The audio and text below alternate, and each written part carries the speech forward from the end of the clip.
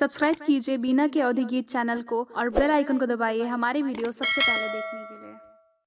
बाबा के बगिया में बोले कोई लरिया, सुगना बोले सीताराम हो। बाबा के बगिया में बोले कोई लरिया, सुगना बोले सीताराम हो।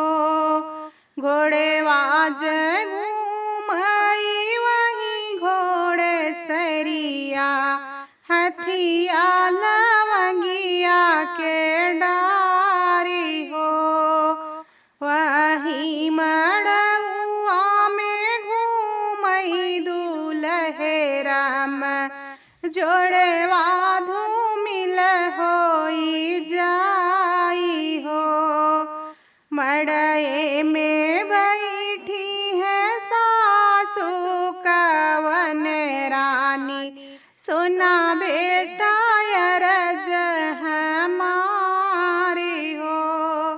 हमारी नदिया बेटा जतन से राख्या, बेटी जबारी सुकुमारी हो।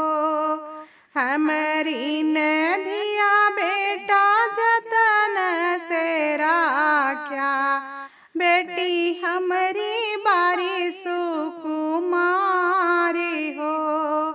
मड़ए से बोले हैं दुल्हे श्री रामचंद्र, सुना सासु अरज हमारी हो। तोहरी नदिया सासु जतन से रखब हृदया के बीच हो। खाड़ चिरऊ जी के भोजन करऊबे, कड़ुआ के तेलया स्नानी हो।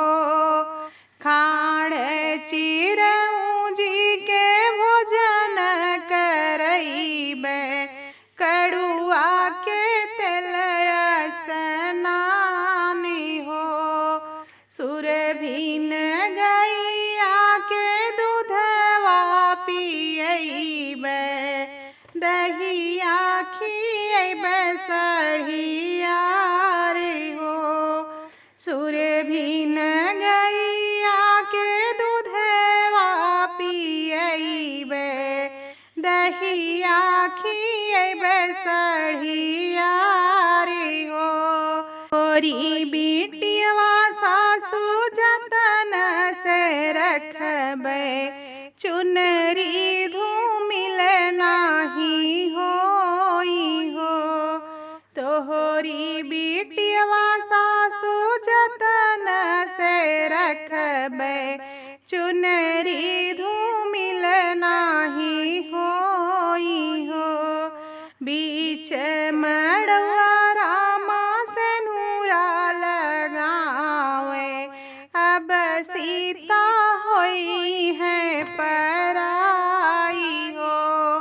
बीच मड़ुआ रामा से नूरा लगावे, अब सीता होई है पराई हो। रोई रोई सीता जडोलिया पे बैठे, मैया के अचराज भीज हो।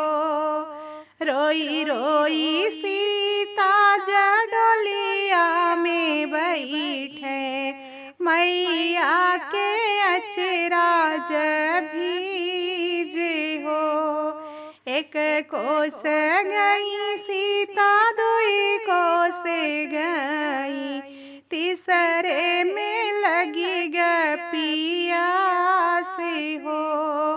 घूंघटा उठाई जब देखई मोरी सीता, नैहर के लोग ना देखाई हो।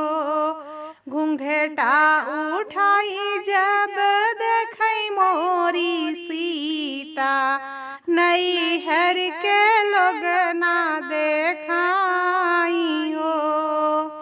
कैसे मैं कहबई आपन भूखिया, कैसे कहबई दिल के बात हो। कैसे मैं कहबई आपन भूखिया, कैसे मैं कहबई दिल के बात हो।